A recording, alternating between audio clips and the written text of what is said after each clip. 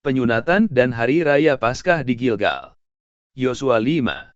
Ketika semua raja orang Amori di sebelah barat sungai Yordan dan semua raja orang Kanaan di tepi laut mendengar bahwa YHWH telah mengeringkan air sungai Yordan di depan orang Israel, sampai mereka dapat menyeberang, tawarlah hati mereka, dan hilanglah semangat mereka menghadapi orang Israel itu.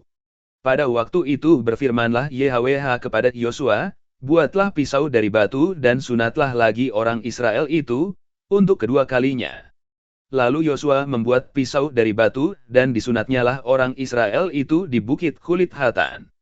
Inilah sebabnya Yosua menyunat mereka, semua orang yang keluar dari Mesir, yakni yang laki-laki, semua prajurit, telah mati di padang gurun di tengah jalan, setelah mereka keluar dari Mesir.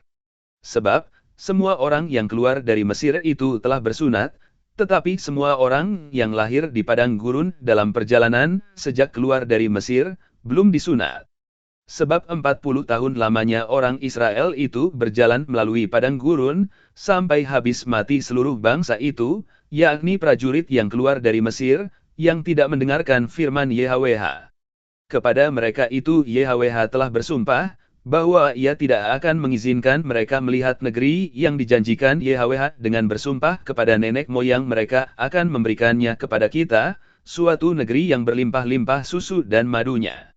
Tetapi anak-anak mereka yang telah dijadikannya ganti mereka itulah yang disunat Yosua, sebab mereka belum bersunat, karena mereka tidak disunat dalam perjalanan. Setelah seluruh bangsa itu selesai disunat, maka tinggallah mereka di tempatnya masing-masing di perkemahan itu, sampai mereka sembuh. Dan berfirmanlah YHWH kepada Yosua, hari ini telah kuhapuskan celah Mesir itu daripadamu. Itulah sebabnya nama tempat itu disebut Gilgal sampai sekarang. Sementara berkemah di Gilgal, orang Israel itu merayakan Paskah pada hari yang ke-14 bulan itu, pada waktu petang, di dataran Yeriko. Lalu pada hari sesudah Paskah mereka makan hasil negeri itu, yakni roti yang tidak beragi dan bertih gandum, pada hari itu juga. Lalu berhentilah manna itu, pada keesokan harinya setelah mereka makan hasil negeri itu. Jadi orang Israel tidak beroleh manna lagi, tetapi dalam tahun itu mereka makan yang dihasilkan tanah Kanaan. Ketika Yosua dekat Yeriko, ia melayangkan pandangnya, dilihatnya seorang laki-laki berdiri di depannya dengan pedang terhunus di tangannya.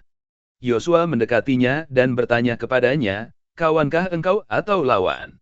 Jawabnya, bukan, tetapi akulah panglima bala tentara YHWH. Sekarang aku datang. Lalu sujudlah Yosua dengan mukanya ke tanah, menyembah dan berkata kepadanya, apakah yang akan dikatakan tuanku kepada hambanya ini? Dan panglima bala tentara YHWH itu berkata kepada Yosua, tanggalkanlah kasutmu dari kakimu, sebab tempat engkau berdiri itu kudus. Dan Yosua berbuat demikian.